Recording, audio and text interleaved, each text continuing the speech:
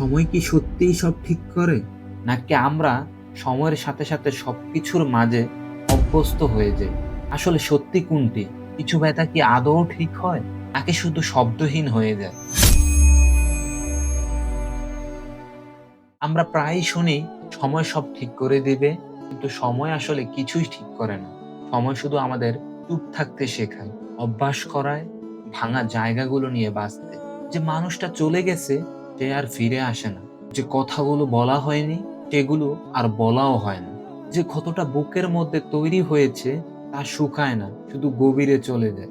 সময় আমাদের শেখায় কিভাবে হাসতে হয় যখন ভিতরে সবকিছু এলোমেলো। সময় আমাদের শেখায় কিভাবে ভালো আছি বলতে হয় যখন আসলে ভালো আমাদের থেকে অনেক দূরে। আমরা ধীরে ধীরে বদলে যাই, কিছু অনুভূতি চাপা পড়ে, কিছু স্মৃতি নীরব হয়ে যায়। মানুষ ভাবে সব ঠিক হয়ে গেছে, কিন্তু সত্যিটা হলো কিছু জিনিস ঠিক হয় না।